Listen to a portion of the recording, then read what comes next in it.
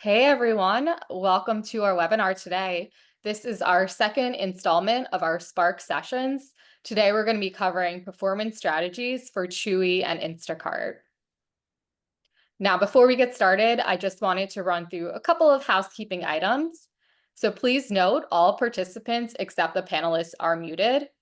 However, if you have any questions, feel free to throw them in the Q&A box for our presenter, Hannah.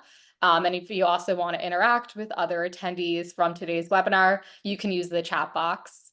We always encourage interaction, not only with us, but also with each other. So feel free to use the chat to ask questions, pose other thoughts throughout today's webinar. And then lastly, an email with the recording will be sent tomorrow afternoon. So if you want to rewatch it or share it with any colleagues or friends, you'll be able to do so. Now with that, I'm going to introduce today's speaker. I'm so thrilled to be here with Hannah Peterson, our Senior Account Manager on our e-commerce team. So I'll let Hannah kind of introduce herself, but just a quick bio about Hannah. So she is a CPG sales and e-commerce specialist with a strong emphasis on digital marketing and advertising strategy. She's passionate about accelerating brand growth through the use of emerging advertising platforms and data-driven e-commerce approaches. So with that, we have about a little less than 30 minutes, so I am excited to kind of kick it off and let Hannah introduce herself and go through today's presentation. So enjoy, everyone. I'll be back shortly.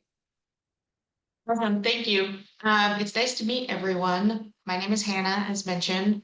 I have a lot of experience with all sorts of different advertising, digital advertising, with the history in Amazon. And then I've really taken an interest, as mentioned, in some of these more emerging platforms. And so today we're going to talk about Instacart and Chewy, which are a couple of newer ones that I think are a little bit underutilized in our space at this time. So I'm going to jump right in just because I know we have a short amount of time here. So I'm going to jump into Instacart first. So overall, I'm going to start with just like a platform overview. If you're not super familiar, Instacart has a huge reach and really grew a lot in like 2020 when everyone was kind of at home. That was really a big year for Instacart. And so at this point now, they partner with over 1,800 retailer banners. And something that really stands out to me is that they reach 98% of households in the US and Canada at this point.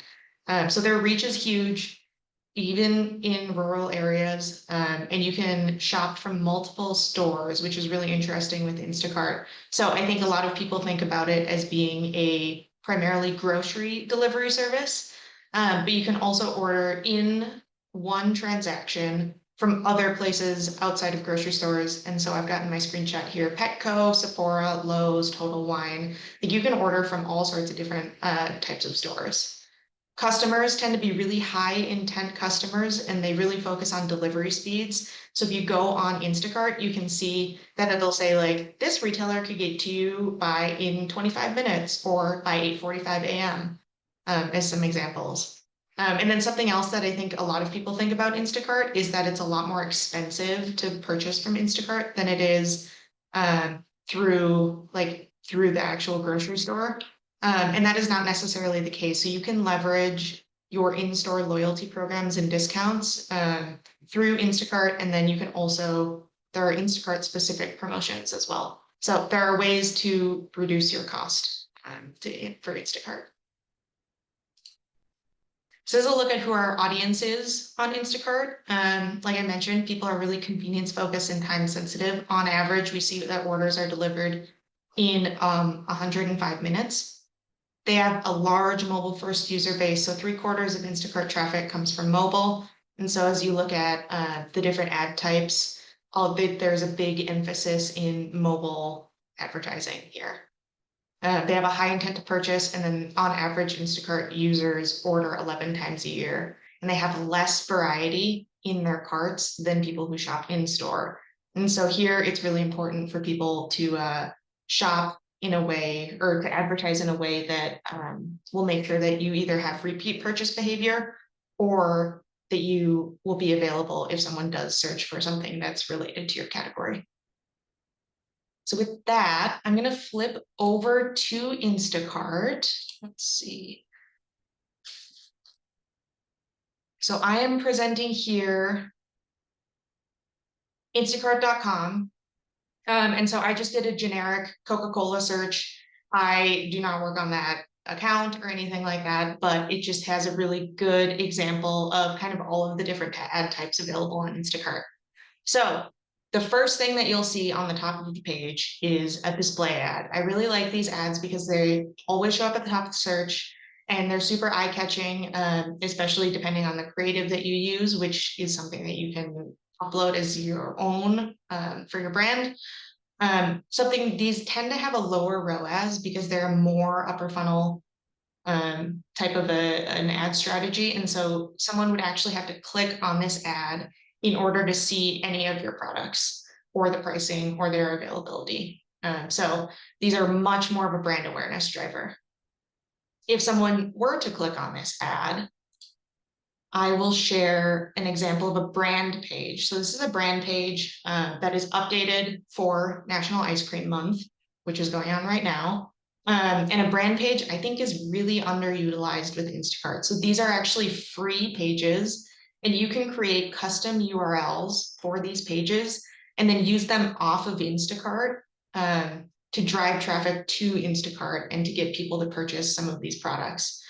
So these are free, like I said, and then they have tracking where you can track how much traffic you are driving to Instacart as well, in addition to just having them available as an Instacart ad tactic. And then something else that is on here that you can see is this loyalty card. So this shows that if you have a loyalty card added to your account, you will get the normal in-store price for this product. So then if I flip back to our Coca-Cola search, we also have sponsored product as the next ad placement on the page. And so here on this right-hand Coca-Cola product, you can see that this says it's sponsored. So these are key ad placements that bring your products to the top of search or browse results. These ones you can enter via keyword targeting, or you can set them as optimized, which uses the Instacart algorithm to show up where Instacart thinks that someone has a high purchase intent for your product. These also fall into the Start My Cart section on Instacart, which helps with that repurchase behavior. So as we mentioned that people have less variety in their cart, you can use a sponsored product ad to make sure that you show up in the repurchasing portion of Instacart. If I scroll down the page here, you can see a shoppable display ad. And so these are great because they combine the opportunity to have a custom image with the easy add to cart feature. And so something that's different with these than the display ad is that you can purchase a product directly from this page without having to make any additional clicks. And so I tend to see that these have a higher ROAS, even with having the custom creative. And so it's a little bit more of a mid-funnel is how I tend to think about these products. And then you can also drive traffic with this to the brand page. So if someone were to click the view all or to click the image, that will take them to the brand page. And then towards the bottom of the page, this is a shoppable video. And so it's essentially the same as a shoppable display ad. All of these share the same auction places, but there are a lot more of them available on a page. So I like that you have a higher chance of showing up. It's not just the one banner ad at the top of the page, but it's the same thing. It's got an auto playing video, and then you can also have audio with this as well. And then the last tactic on Instacart that I wanted to make sure we talked through was one that I saw on the ice cream page, which is a promotion. And so promotion will have this apply coupon button on it. And these are they can be set up in multiple ways. So you can either set them up as a straight price point discount, or in this case, it's buy two, save $1.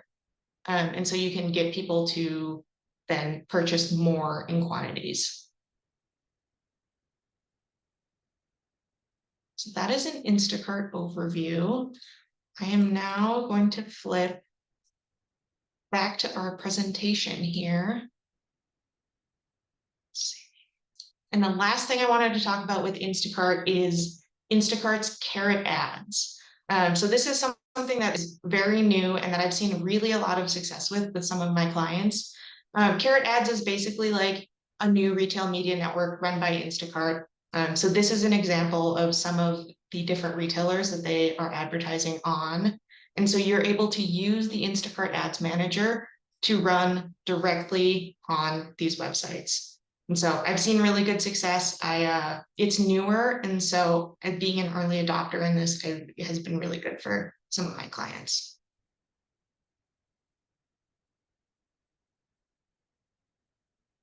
So that was Instacart. The next thing that I'm going to cover here is Chewy. And so in the interest of time, I'm not going to show Chewy website directly. We're going to go through some of the same types of slides, but with just some screenshotted examples for Chewy. So an overview of the platform. Chewy is an online retailer that sells pet supplies and services. And so what they have done really successfully is that they've created a marketplace kind of similar to Amazon. And you can see in the screenshot that this is all of the different types of dog specific products that Chewy sells right now. And so they're in a ton of different, very pet specific categories. And so they have really done a good job of being customer first, of making sure that they have really good customer service, and they have a huge variety of products, similar to like a different marketplace, kind of like Amazon, but more niche with only pet supplies. They really specialize in loyalty and auto ship and convenience with basket building discounts. So this is an example of if you're a new shopper on Chewy, they offer, if you spend $49 or more in your first order, they'll give you a free $20 gift card to get you to come back. And then they also have save 35% on your first order if you set up an auto ship. So that's kind of similar to if you use Amazon advertising to subscribe and save, is so that you get people with a discount to subscribe or to set up this auto ship, and then you keep them and you don't have to continue to advertise to them. A look at who the Chewy audience is: pet owners. So 66% of American households have a pet in the US. So it's a huge audience base, and a lot of them shop Chewy. So Chewy now has more than 20 million customers. They have a really high lifetime value. They have strong repeat purchase behavior. And Chewy saw at the end of 2024 that 80% of their net sales were coming from auto ship. And so it's really important to get people to sign up for auto ship when you're advertising through Chewy. And then people obviously make very emotionally driven purchase decisions. So pets are the new children in some cases. And so people really have a lot of emotion when they look at what they want to purchase from Chewy. So this is a look at an example of a sponsored product ad, or a product listing ad, as they call it on Chewy. These feature high products and high visibility placements on the shelf. And you can add keywords, but you don't necessarily have to, because we see a lot of people browse through Chewy rather than actually type in search terms. And all of this is pay-per-click. The next example is of a sponsored brand ad. So it shows your logo with a little bit of a slogan, and then it shows different products that are available to you. So this is always at the top of search. And so we've seen a lot of success with sponsored brand ads because it gives a little bit more of an eye-catching top of search feature, compared to some other retailers that I've advertised on before. And so this drives customers to either your brand page or your PDP on Chewy. So if they click on the product, then that'll take them to your product detail page, and they can learn more about your product. If they click on your brand logo, then it'll take you to a list of all of the different products that your brand has on Chewy. And then these are contained to a single category. So right now, if you're in the pet food space, as an example, you can only show pet food products, and this will help make sure that your advertisements are highly relevant to customers. Next is sponsored video. So this is currently in beta, not available to all customers yet, but is coming soon. And so this is one product along with a video. And so it really helps you stand out on the page. With it being new, I think it's extra eye-catching. So as soon as it gets launched, my recommendation would be to make sure that you test this with your brand because it's new, and I think that people will be really interested in seeing the visual storytelling that comes associated with the sponsored video. And then lastly, this is also available as self-serve in beta and available as a managed service through Chewy, is to run offsite ads through Meta. And so something that's really interesting with this is that Chewy has a super high loyalty and they have a really, really good reputation for their customer service. These allow you to target audiences using your Chewy's first-party data and their brand equity because you show up as an advertisement through Chewy's social media handles. So on Facebook or on Instacart, it will look, or Instagram, excuse me, it will look like it's Chewy advertising your product. And so I think that this has been a really good opportunity. I've run this with some brands and we've seen really, really high returns as a result of some of these advertisements. And that was all of the slides that I had. We've got some time for Q&A if anyone has questions. Yeah, sure. So let me throw out a couple of questions. In the meantime, feel free, stop a couple of minutes if you want, ask any additional questions. But Hannah, if you've already running ads on other retailer sites, how should you go about approaching launching advertising on Instacart? Yeah, so if you're already running, I like to use Walmart as the example here. If you're already running Walmart advertisements and you're looking at running Instacart and you're worried that you're going to be stealing shoppers, overall, I would say you should not be super concerned. So Instacart shoppers tend to be very loyal to Instacart, similar to kind of Chewy as well, where we were talking about loyalty, where you get in the pattern of shopping on Instacart and you don't necessarily look at Walmart is the example here. So you don't really have to worry about a lot of overlap. And I would say as far as like getting started on Instacart, the sponsored product advertisements are really the most important. And so it's always recommended to make sure you're fully funding your sponsored product campaigns before you look at some of the more upper funnel tactics. Awesome. Another question that came in is, how do advertising budgets typically compare between Instacart and other retail media platforms? Yeah, so typically I would say a lot of the clients that I work with tend to give less budget to Instacart than maybe Amazon as an example. And so Instacart is nice because you can be really scrappy with your budgets. And I think that using some of the optimized bidding can really help you let the Instacart algorithm run on its own because it is pretty decent overall. And then running like keyword campaigns as an example is something that can be a little bit more expensive. Yep, makes sense. All right, I think that is it for the questions. However, if you have any additional questions for Hannah, you can throw them in the Q&A, and we'll cover or we'll share Hannah's email and contact information on the next slide as well. If you don't mind flipping. Yep. So like I said, feel free to contact Hannah directly if you have any additional questions about Chewy or Instacart. I did just want to call out, we are running kind of a fun webinar series in August. So from the week of August 12th through 14th, we'll be covering different webinar topics on marketing experimentation. So can use that QR code up on the screen to learn more about the webinar series or sign up directly. We'll also include a link to the webinar series in our follow-up email. So with that, I wanted to thank Hannah, of course, for covering everything so quickly and efficiently in less than 30 minutes. I hope everyone who attended today really came away with new insights regarding Chewy and Instacart. And like I said before, we will be sending a link to the recording in a follow-up email tomorrow. So look out for that in your inbox approximately 1 p.m. Eastern. So with that, have a great rest of your day, everyone. And we look forward to seeing you at our next webinar. Thank you so much. Thank you. Take care.